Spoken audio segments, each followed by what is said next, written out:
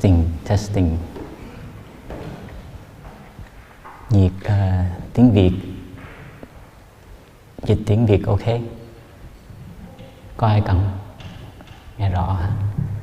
Wonderful. So we'll begin with 3 sounds of the bell. So please smile beneath your mask. I can see some of you smiling from your eyes, so sometimes you don't need the mouth. We can smile with our whole body, meaning we relax. A smile is a yoga movement. You don't have to make a big, McDonald's smile, but just a gentle smile to yourself. Smile to your body as we listen to the 3 sounds of the bell. Breathing in, I smile to my body. Relaxing body. Breathing out, I smile to life.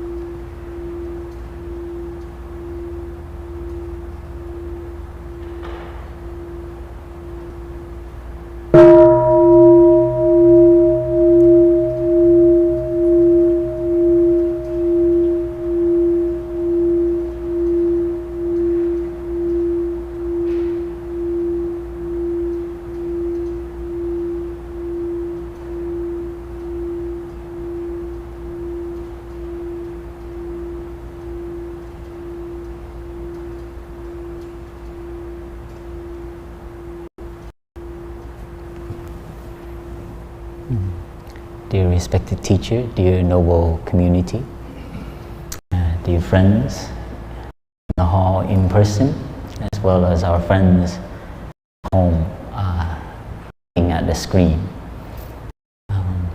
Thank you for joining us for a day of mindfulness, for a day for us to take care of ourselves. This is Thay's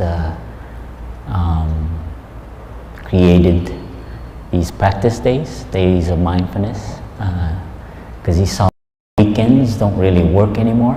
Like people are more busy in the weekends. So Thay being in the West, he saw that we need to do a little bit what it means to enjoy a weekend. So a day of mindfulness is a kind of revival of what it means to rest. The weekend you're supposed to kind of rest and to take care of ourselves, to revive our energy. So you can see that a day like this, you come here or you're at home, is a gift for yourself. To kind of review a little bit your week. In the monastery, we also have a day of mindfulness on Thursday, if you stay in the monastery. So Thay also split up Saturday and Sunday. So they're not next to each other, but they're in the middle of the week. I think that was a kind of an indication that we need a break also in the week. To reflect on what we're doing. In your time here, half a day or so, please use this time. This morning you were able to do meditation, to slow down a little bit. We will practice to sit here and reflect together. I'll share a bit, and this is also a practice for us to sit. And listening to a Dharma talk is not to get something, but to allow the words, the energy that's being generated to penetrate us.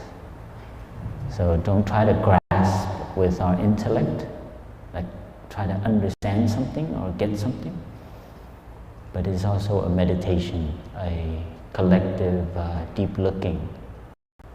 So if you have any of that intention, that anticipation, you can just relax it. A rest day is to try not to get more, but just like chill out. Just it's nothing to get. So that's how we as we sit here, just be aware of that. Be aware of your breath, your body. Be aware of any discomfort that might come up. Something I say, something is happening inside of you, or feeling because we're triggered. So take care of that. So this is listening to the Dharma talk. And then today we'll have a chance to do recitation of the 14 mindfulness training. How many of you are OI members out there? A few here, probably online as well. So these are just kind of like members who join our order of interbeing, and today we will have a chance to recite our trainings, our mindfulness training. There's 14 of them, and these are members who are committed to the Dharma, to the building community, so that there are many places like this, not just in Deer Park, in the monastery, but all around in the urban environment, in other rural places, for people to enjoy what you're enjoying today. That is a day of mindfulness, a day of coming back to ourselves, looking at what we are doing. So trainings, your experience, is a kind of reflection, a mirror. So participating in a recitation ceremony is also a chance for us to reflect as we hear the trainings that these our friends have taken, and you'll slowly learn more about our tradition of the order of interbeing as you get to know our community more. How many of you are here for the first time? Yeah, so half of you. Wonderful. We'll also have eating meditation today. That's also a chance for you to rest and to take care of yourself with the food. So we also eat differently. You didn't come here to eat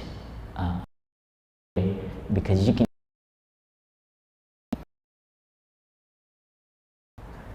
So you have to understand that when we come here, we learn again how to eat. That's what I experienced my first time at a retreat. I felt like I was learning how to walk again, how to eat again, how to sit still again, because I was very fidgety. I want to go get something, or I felt like I needed to be somewhere else. Or maybe I need more tea. And then when I'm having tea, I go, or maybe, what am I supposed to do? So learning how to sit and be yourself without anticipating something else. So eating, sometimes we want to get the food done so we can do something else. Or sometimes we take the food and we're already scooping the next morsel. So here we train to eat and chill out. Nobody's rushing you. You don't need to get back to work. Today is your day. Eat enjoy eating broccoli, carrot, rice. And when I first learned, I called each food that I put in my mouth by its name. Carrot. And I chew carrot. And the sweetness of carrot. I remember tasting salad without salad dressing. The juice, the mixture, swallowing, feeling the juice come down. So you see the relearning how to eat. Because when I was working and going to school in Los Angeles, the normal thing is to get it done. Food, right? I remember eating some of the things I'm ashamed to mention now, but we ate soft tacos. You only take 2 bites and you don't even need to do it. So you can really get the task of feeling yourself done easily and get back to work. So that's the kind of habit I had to get it done with. So I invite you to use your time later to retrain yourself to eat. How would you eat as a decent human being? Like a humane person. Someone a little like dignified way of eating. I used to eat like a mouse, you know, kind of like I shoved down. So please use your time for that. So I just share with you how to enjoy your day today. And you learned a little bit of meditation. So please also, as you move around, especially as you're going back to your car later in a few hours, notice something. Before you open the door, notice there's something gonna wanna grab you again. As you came here, and you open your door and you walk, some of you felt something. How many of you felt something you were moving into? A kind of space. Many of our friends have shared that the drive up to Deer Park is almost like a 1 miles come up here. And they've shared that, gosh, they enjoy their drive up, and when they feel their shoulder begin to relax, their face relax. In the Vietnamese tradition, they say the dust, the worldly dust, bụi trần, right? It falls as you go up the mountain towards the monastery. And this is something that is pretty palpable. You can feel it. Sitting in this room, we might take for granted. But how many rooms have you been in with 100 people and is this kind of... These are the energy that you are how you keep nourishing. You're eating this energy. So if you can feel this energy, you are being nourished by it. Or I would say you're being fed with the energy of the collective mindfulness.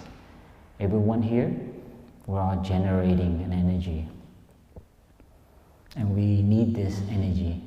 A day of mindfulness is for us to come together, generate that energy for ourselves, and in doing so, we are also emitting, and we are also receiving. So this is how we enjoy a day of mindfulness. You didn't come up here for more knowledge, more stuff. Came up for an energy, a way of doing things, walking, eating, And it is not something someone can give you. Monk and nun, the people who are here, you only get it if you pay attention and you can feel it. So you allow that energy.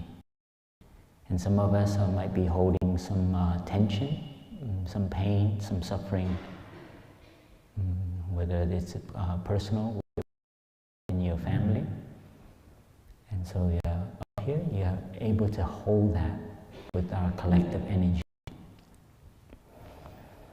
So please, as you enjoy the rest of the day, as you also continue to come here, I imagine most of you are local or local enough that you can come up regularly. And this is a reminder of how to enjoy your day here.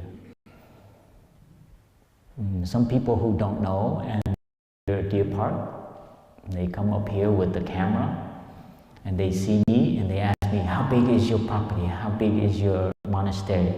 Where is the best place to go here? Because they want to take picture. And I say, yeah, you go up there.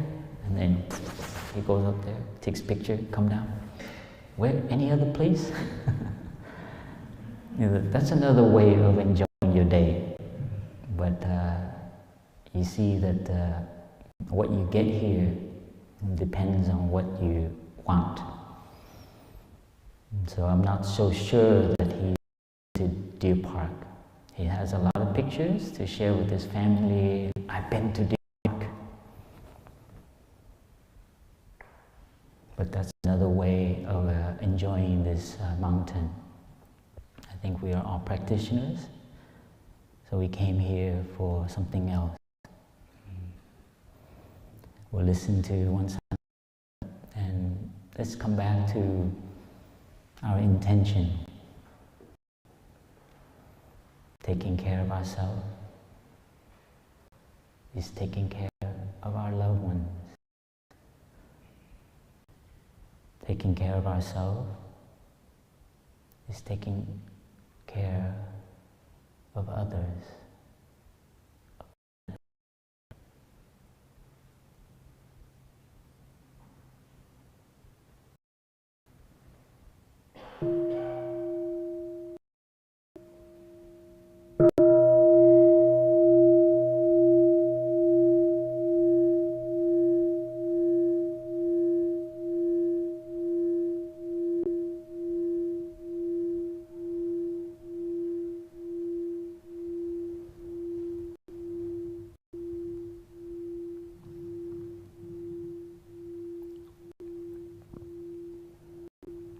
Dear friends, the monastery, we are preparing for a few big events for us coming up.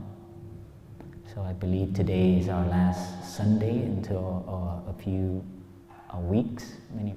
We have events coming up. So the monks and nuns, we've been preparing for our other two centers from Blue Cliff in New York and Magnolia Monastery in Mississippi. They will all join us here for a ceremony, a big ceremony where our young novices will be ordained, and as well as to transmit the lamp, the Dharma teacher lamp, to many of our lay friends and monastics. So these are some things coming up. It's a big event for Deer Park. The last time was in 2004, I believe, when our teacher was here, and all our center from France also came here. So this is a great happiness that we're able to host an event. And before that, we will have a monastic retreat where the monks and nuns, we kind of like nourish each other on our spiritual path, as well as look at some of the challenges that are facing the monastery and look for a way to move forward with all the new challenges with environment, race, and also how to sustain a monastic life, a monastic culture. And we'll winter retreat. 3 months the monks and nuns will stay in the monastery and we won't go out for retreats. So that will 3 consecutive events: monastic retreat, the great precepts transmission ceremonies, and then the 3-month retreat. So this is our last day before those events. And many of our lay friends, our local lay friends, have volunteered to help cook for us during those events, monastic retreat. So the monks and nuns will be able to participate on all the activities. And so the lay, they made into groups, and every day will be a new group to cook for us. So we feel like they're like our mommies and daddies. So we feel very lucky to be supported. The connection, the need of each other, the dependence of our Sangha, multifold Sangha. And this is a great happiness. The winter retreat, we're getting many applications to come and stay 3 months. We have like 15 members who are pretty new. They want to come 3 months. So this is wonderful. And we have others who are long-time members who requested as well. So we have a pretty wonderful group practicing. And if you ever want to touch what you touch a little bit in the last few hours, and to make it become more part of who you are, consider staying 3 months if you are lucky.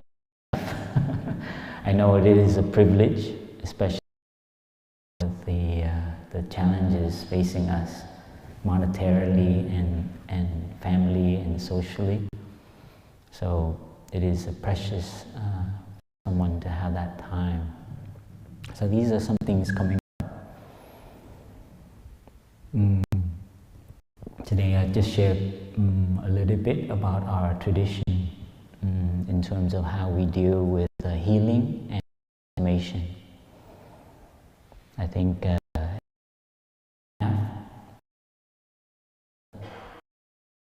has become a major conversation, awareness, health, sickness, death, and how to deal with that. I think in human history, as far as I know, I don't think anything has happened to us as a species on this scale before.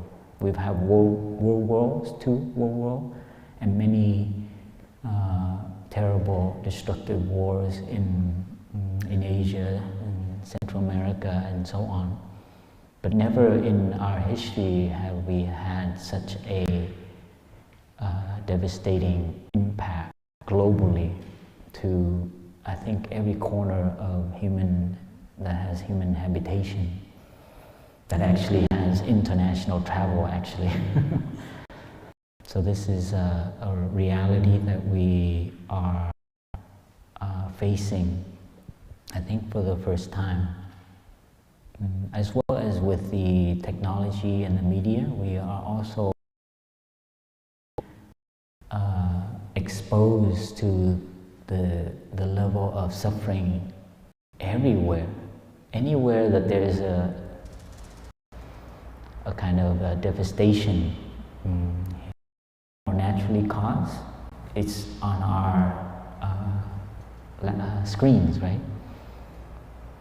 You know, in Europe, the flooding, the fires, the hurricanes, not enough mask, not enough oxygen, the tests to the healthcare workers. So we're constantly bombarded, and we ourselves already are having a lot of things to do with within our own psyche as well as in our relationship. And so this is something quite traumatic, I would say. Even to the monastic, we are affected by this, of course. We are human beings, so it's even created some tension monastery. We practice with it, but we can feel there's some anxiety, some fear, kind of reservation. You know, we had many meetings about whether we should open up or not open up. And everything you hear about what happens in society also happens in the monastery. Even with mask, can you believe that? Or even vaccination. So everything that you hear, we also have. And we learn to practice with it as a community and to find a way forward together. And this is a challenge as a society, planetary going together is challenging because not everybody has the same view. So with this, we're getting a lot of impact from the news, from things happening outside and within our family, within our relationship. There's a lot of need for us to take care of ourselves, to heal a little bit. And this is something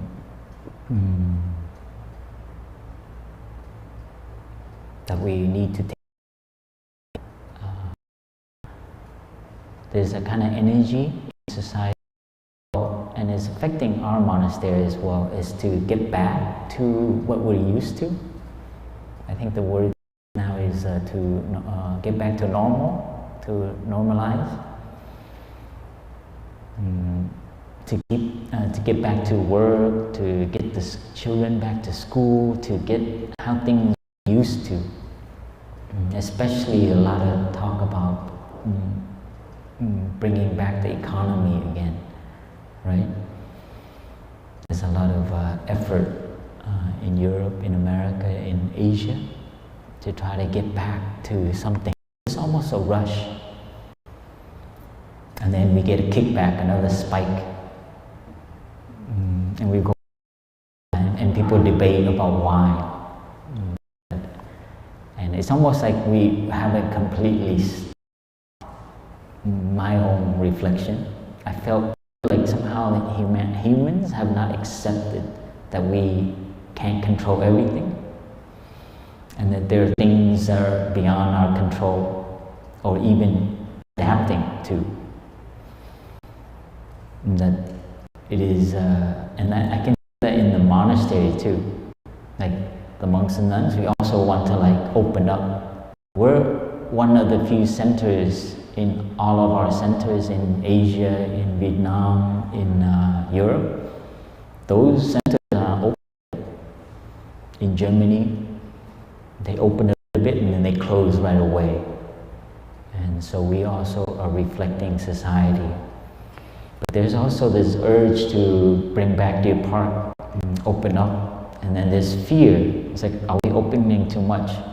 Should they have lunch with us? What if they touch the spoon and, you know, and so on. But there's another part of us, it's like, no, this place is big. People need to come up here. They're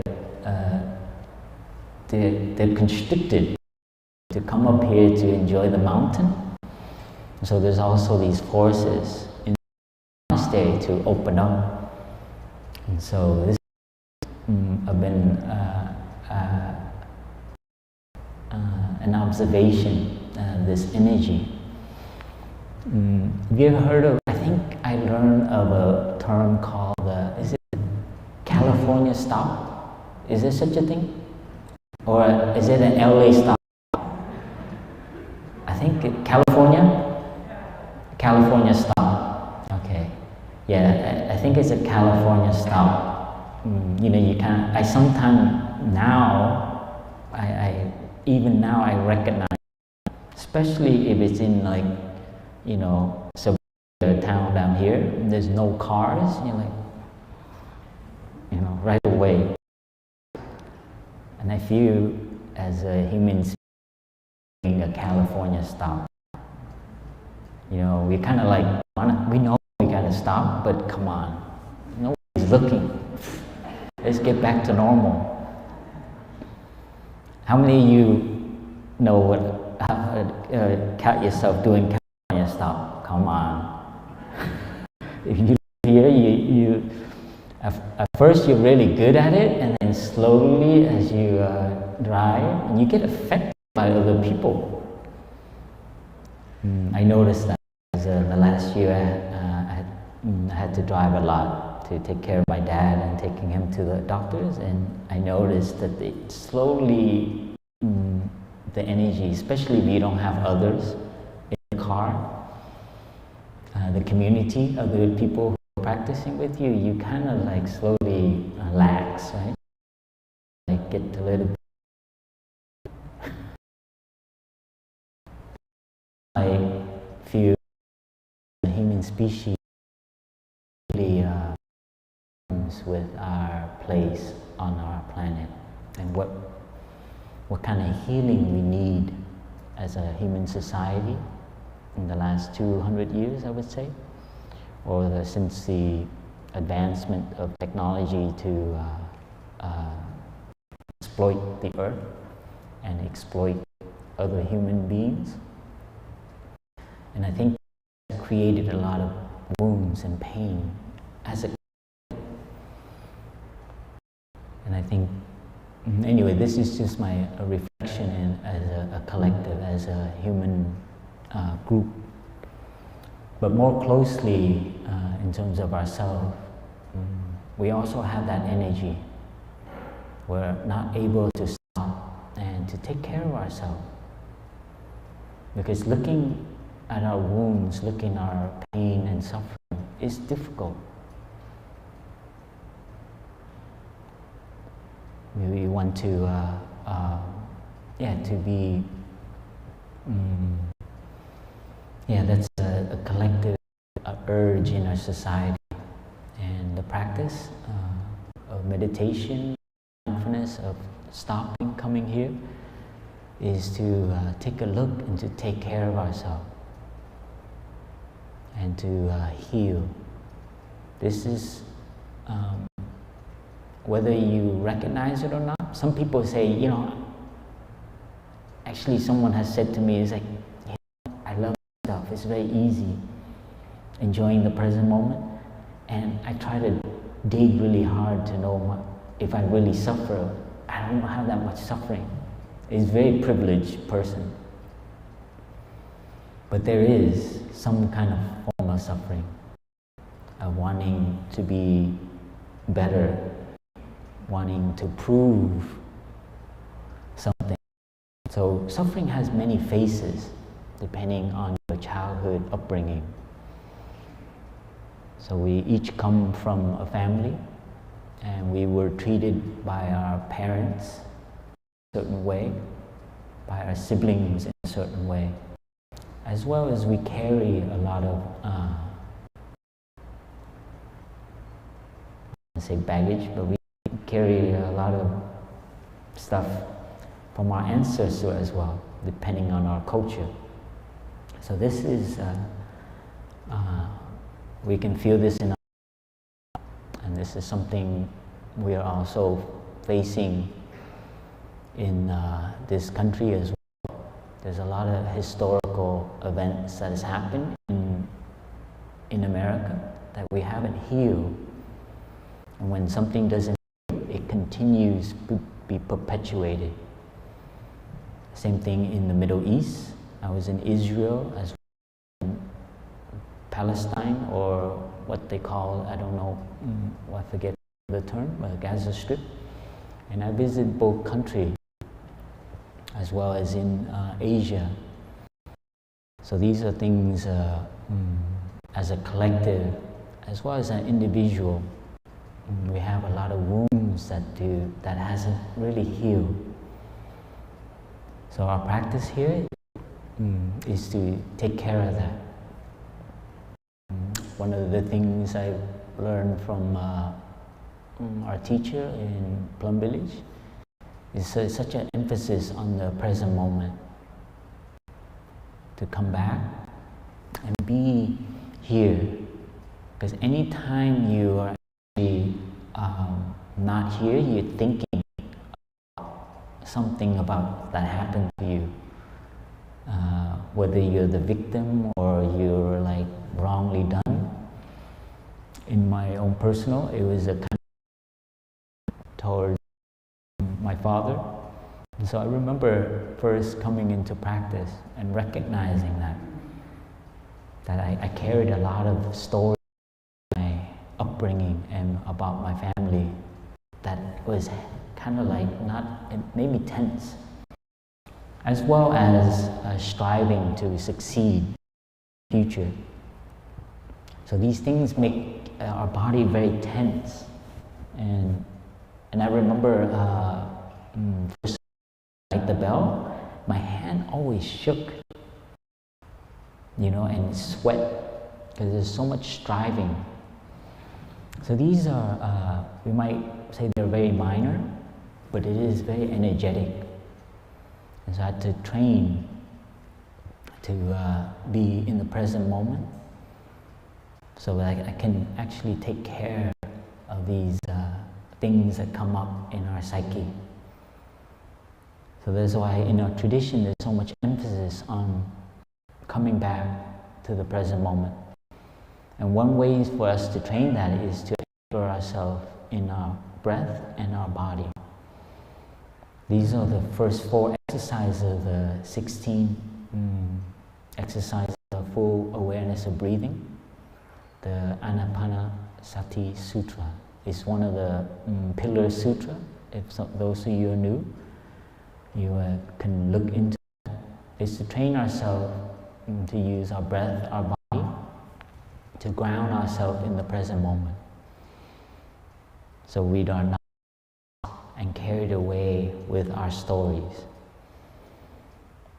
And so this is the first kind of like technique I learned to begin my process of healing.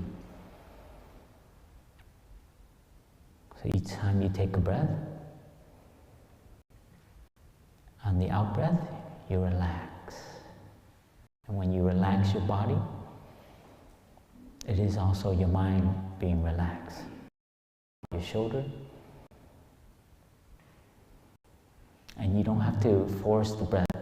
Just become aware of it. When you are aware of it, all of a sudden, you are not carried away with your thinking, your stories about the future, the past. And so this is the first crucial element of our healing, to retrain that. As you're walking, be aware, is it something pulling you, something pushing you? Do you want to get something? And then our practice is to chill out, come back to our breath, come back to our steps. You see the training? I had to relearn again and again, even up to now, that constantly to come back to the present moment, to recognize what is going on within me and what is going on around me.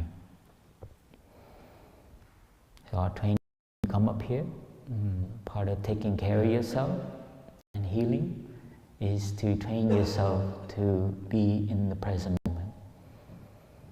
So we call that present moment-based healing.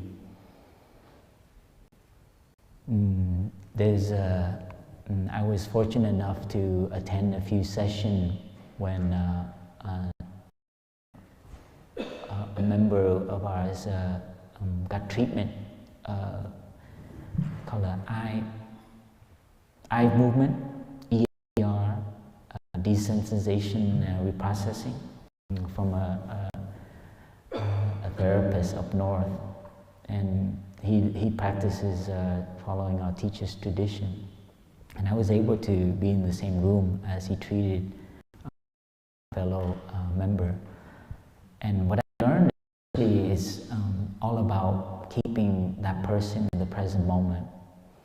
And you take that person into their trauma, to their wounds, and they tell their story.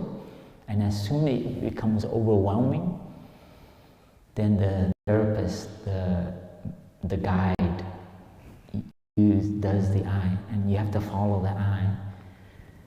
And when you follow the eye, it helps you come back to the present moment, and you're not carried away, and you're not overwhelmed by that story, that emotion that was out. And you can feel it. There was sweating, there was tension. You can see the body. So this right here, I was like, wow. And then it made me remember, you know, when someone spaces out, like your friend or your family member, your loved one, they kind of, and then you go, hey, you know, and they made it into a therapy. And people pay money for doing that, you know. It's like, hello, you know. So do you remember that? Yeah. Hi, hey, where are you? Especially if someone's eating, you know. They're kind of like, you know, they're not eating. It looks like they're eating, but they're in like Mars or something, and you kind of. So I was like, wow, they can actually make that into a professional, like. Anyway, it has amazing results, and it's very controversial. So, anyway, I was first time exposed to it. And then I was also aware of Peter Levine. He came to our science retreat in Plum Village, and he has a method called somatic experiencing, and that somatic means body, and this is something that therapy and all the talk therapy hasn't really emphasized much. I don't know much about the psychotherapist circle, but it is a very, it became very prevalent. Many people started to see this method as actually was missing. That means, what does that mean? It means that your body also holds stuck energy. And in meditation, the Buddha had been doing, this is how we heal. It's not just our stories, language, and things that we talk to our therapists about, but it's also about bodily things that are stored up. And I think more and more awareness that actually healing is not just through our story about what happened to you and how you tell it, though that may be the experience, but it's also energetically. So this is an amazing new development with our friend, and I'm very grateful for these therapists who are discovering new ways for us to re-engage the healing process. And in Buddhist practice, that word soma has always been there. Psyche soma or nama rupa is also, so we never split the mind and the body. Is in Asian tradition as well. It's always, it's almost like the same thing. And I think science and Thay has taught in many of his teaching in the science retreat that we have made that mistake to divide the body and mind. As the scientists divide the particle and the wave, right? I think some of you might be aware of that. Hopefully the science retreats lectures will be and our teacher goes more deeply in our mistake of dualizing, making dualistic between the matter and the spirit. And so again, our healing, this is very beautiful because it fits with everything we do in the monastery. When you eat, it's not just food, it's your hand, how you handle the fork, the spoon, how you place it, how you open the door is so bodily. How you slam the door, you see the healing? Is violent. I used to slam the door, not with my hand, my feet. I don't have no for this. It's a kind of very, anyway, I have to be more forgiving of my past self. you know, that's how people are. That's what the normal is. You see how this relates to as a society, how the California stopped? We haven't really stopped, but we already want to get on with it. I don't have time for this door. Let's get moving to more important things, the economy. I have to be careful. I make fun of too many things. Somebody.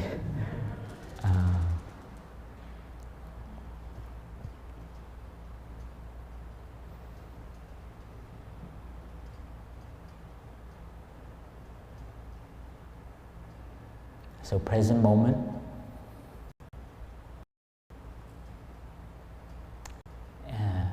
Using the present moment, they say to desynthesize. I love it, the language, so like precise, you know. So you become comfortable with it. So in our tradition, I would say you don't push away your suffering.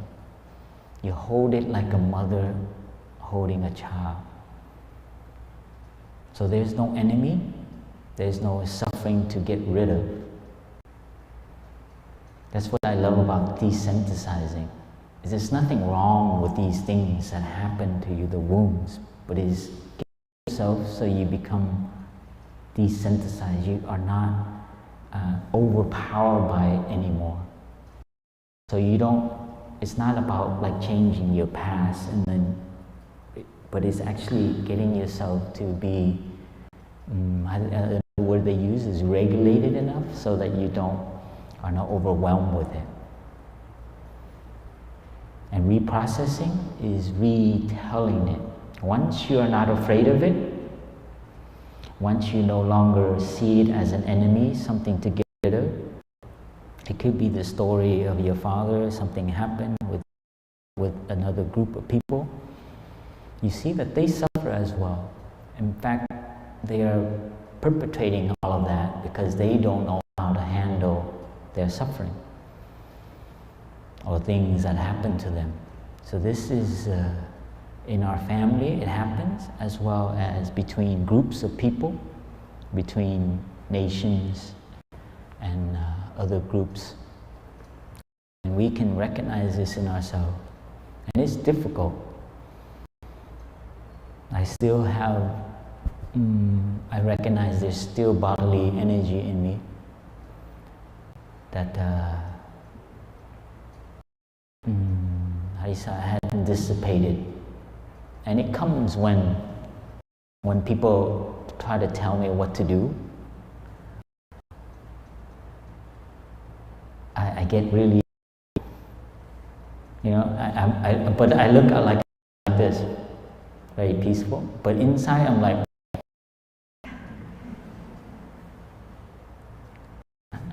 how many can relate to that? So look at me, you know, Phap Dung looks so peaceful.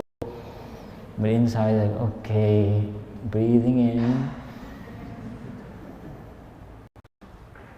Someone is telling me what to do. And it's from a particular person. Can you believe that happens in the monastery? I'm sorry to share views, but we are all practitioners here. And that is not to say that's part of the process. And this is the element I want to share, and it's an important element in our tradition. It's a community-based healing. And it's on the therapist and the client, and then there's a chair, and then you work it out. But you know, where do they go when they go back home? They go back to relationships with other human beings. They go back to the grocery person, to the elevator, where you have to deal with people. So in the monastery, Thay has like put us in a very interesting situation. The monks and nuns, we come from all over the world. We have different views, and we all come back. And what brings us together is our conviction to transform and to heal. And we are doing it together. And so this is the energy, collective energy, that actually slowly some therapist circles in therapy, they are beginning to see the need of community as part of the healing. So they're actually doing therapy as a circle. And I was like, circle sharing in our tradition. So when you hear the suffering of another person, when you hear the healing, the reprocessing, the overcoming of their own wrong views,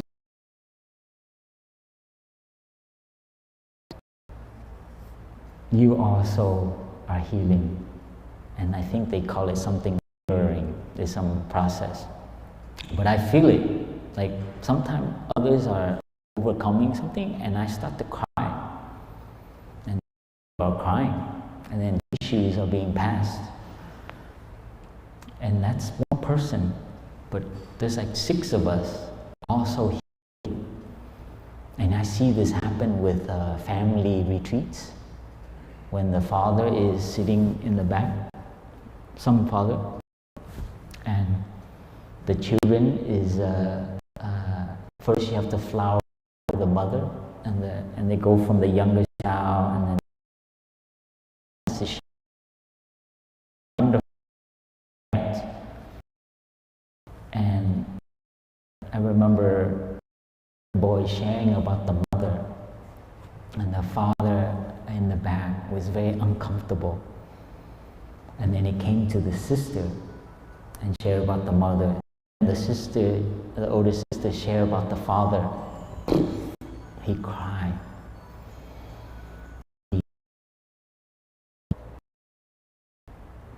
And then he didn't share anything during the process. And the other families who were in the same yurt, they are crying. You see, it is not a personal story, but we are all related in that process. So that's why I say, it doesn't really matter if the child or the father, the mother, or a family member shared. It's just being present and hearing that process.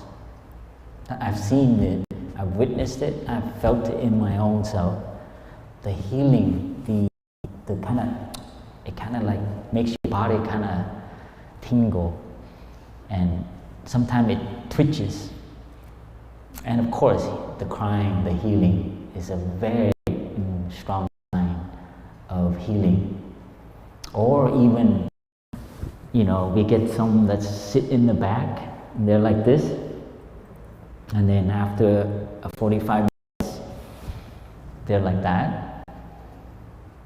And so even in their body, you can see the opening up, the softening, the energy. Remember, somatic experiencing? So it's not even about you getting treatment and being heard of your story. It's actually coming and hearing other people's stories. So this is the power of the collective healing process. When you do walking meditation, you might be holding something painful, a wound, something that just recently come up. But if you know how to benefit from the collective energy, then it is very precious, because you can just walk and allow the collective body to walk, and you walk with everyone. And I've done this, and it also has effect. As you sit here, we don't sit as an individual, but we know within this room there are people, their energy is opening, the knots And you can feel it. As I look down, I can feel some of your foreheads. I can see you smiling. So let us listen to the sound of the bell, not as an individual, but learn to listen as a room full of people breathing. I'm aware of my friends, their energy. I feel their peace. I feel their healing.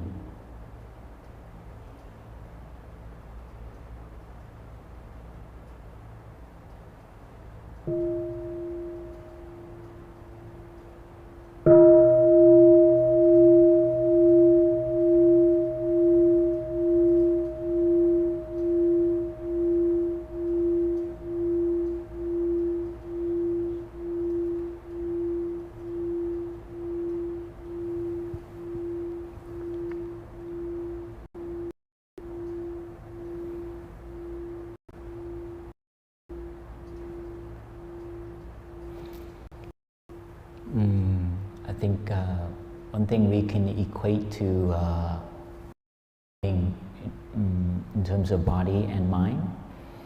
I think, how many of you have gotten massage? Yeah, you know what that, you know, the whole technique of massage. You press, and it's painful, isn't it? You know, sometimes they. Yeah, there's like different kinds of massage. The deep, what is it? The deep layer one, and then there's like the superficial one. The deep layer one, oh wow. I've experienced one of those. You come out and you feel really tired because of all the toxin. But the technique there is to renew the blood, to allow the blood to circulate. Because a lot of our pains and our tightness, sometimes it's just a blockage of blood. We didn't move right, we didn't pick up something right. I once injured myself in the back. Something pulled my arm down, and I pulled the tissue between the muscle. So I went to a chiropractor just to hear what they have to say. I went to a masseur. Masseur? What do you call it? Masseur? A masseuse. Yeah, that's right, a masseuse. And then I went to the needle person, acupuncturist, and then I went to a healing, kind of very new agey, more, you know, they don't touch you. So I wanted to hear their opinions. One thinks theirs is gonna fix me. Like, chiropractor, it's all your bones. It's not aligned. The masseur is more like your muscle needs to re-strengthen. Oh, I went to a sports therapist down here as well. Yeah, he told me, he's like, you have a wound between your muscle, and I need to make it, wound it again so you can heal properly. So they do that with sports people. They all have their opinion. It's really cool. The acupuncturist is about your energy. Need to open up your they're all convinced that their method is the one. And it's like, well, you know, the masseur said, yeah, but you know. So I came back and I actually just did yoga and Tai Chi with my brothers. And I actually, the thing that me that actually I didn't heal properly. And I believe that's true. Because actually, because I was afraid, so I didn't use it. So I started using it and strengthening it again. And so now it doesn't click. And so anyways, these are all useful. But what I learned from that is that actually there's a process to healing. We can't rush it, shortcuts, and there is some pain to the healing. You see? And this is just body, but it's exactly the same with our mind. And wherever we're afraid to go to, that will create the click. And whatever doesn't heal properly, it will become spitting out of your mouth out of your thinking. And collectively, you see our society, so you understand, and it nourishes your compassion. Geez, why people are tightening up, why people are finding and dividing. It's the same process that happens in our body, in our psyche, as in society, between one group of people and another group, whatever gender, color, whatever you call yourself. If you don't heal properly, you recognize what has been done and how to move towards it. But how to move towards it without grasping and wanting all the suffering and the pain to go away. Our method is to transform it, to use it. And it's from our suffering that we can generate compassion. So this is the dharmic-based healing. So with the Dharma means that we don't divide it into two, good, bad. Perfect health, wounds.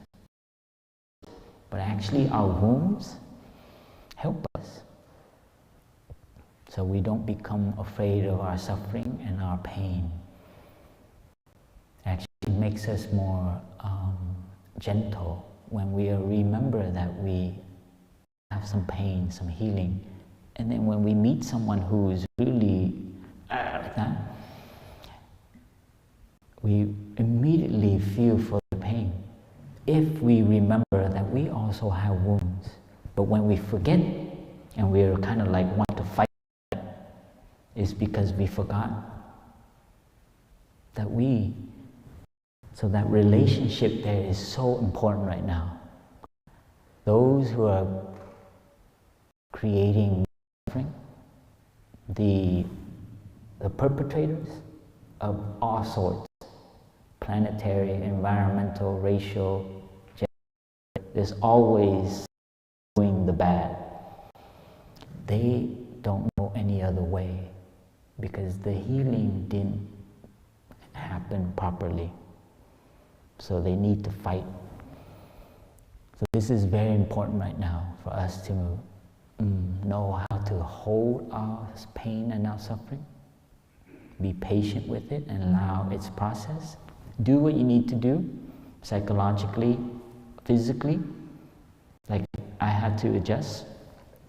I'm more careful now when I'm lifting heavy things. So it makes you even more aware. So it's the same thing with our psyche, right? And this is a very important element in our tradition, not to be afraid of your suffering and to push it away, but learn to gently be with it and I learn from the therapist to have enough dose. So don't overwhelm yourself and come back to the present moment and to community. So there's another aspect of the Dharma that actually is not linear and it's going to surprise you. So this is a very important thing. So don't be too sure that it's going to go like that. You do this, you go to therapy 3 or 4 times, then you get healing. Or you come to Sangha. So there's surprises. This is what I learned being in the community. And we help each other. Sometimes we're not us, and our brothers and sisters know. And they embrace us. They know we're going through something. So collectively, we need to create more spaces like this. That's why building Sangha, our teachers encourage so much to create more spaces like this where you're from, the city, so we build Sangha, little groups, the aura interbeing, the precept we will recite, they are members who are committed to building groups. People don't go to temples, people don't go to churches, and now they go to groups. Why? To take care of themselves, to take care of whatever they need to heal, and to engage. So don't just stay there, engage as well to help others that have not found a way to heal. So this is our teacher's legacy that he's been doing in the West for 40 so years. And the monastery is a place where we're creating this new method of healing. The practice of meditation, of mindfulness, is not just a technique to, get a state of mind at it, but it's to actually take care of ourselves so that we can offer it. So remember, present moment,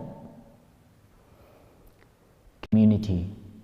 These are elements we want to bring into the therapy circle of healing, the healing world. And then the dharmic element. We don't make dualistic things out of it. That actually the suffering has a role to play. So, and there's no perfect health. So these are dharmic stuff that we can learn more about. Another way of looking at our suffering and our health. So thank you, and we need to go out there and be an emitter of good vibes, okay? We don't need more hate, more discrimination, and don't think you're on the right, you're on no side. So go out there and don't choose just go out there and emit. Everyone needs that energy now. So please, and when you kind of like burn out or something, come to Deer Park or build a sangha, and we can do together. And we need you, and that's thank you.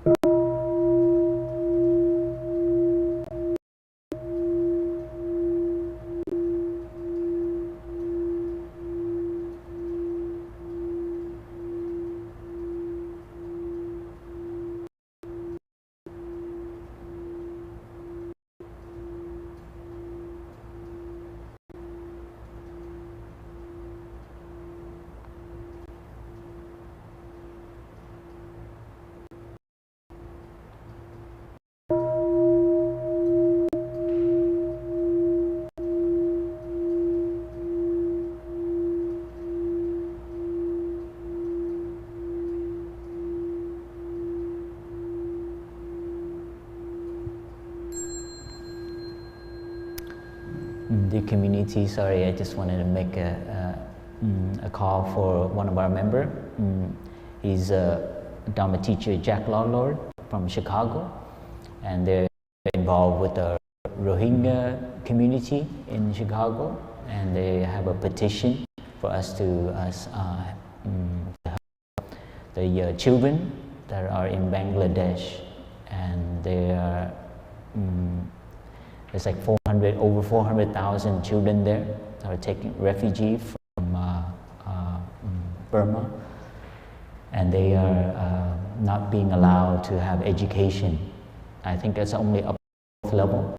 So our friends from Buddhist Fellowship in Chicago, the chapter there, created a petition for us to, you can read more about that It's just a way to help the government of Bangladesh to give proper education for the children. So please, I think online, our brother will put a website for that, and I believe there's some, I don't know if there's a one of those code thing, QR code outside where your shoes are at the exit, so you can use your thing to put the QR code in, and read more about it if you want to help us sign the petition for the children of the Rohingya people. Yeah.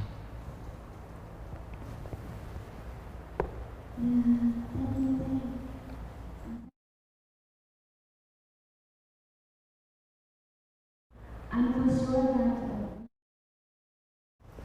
there's some healing already just by listening to the heart. Thank you very much. There is a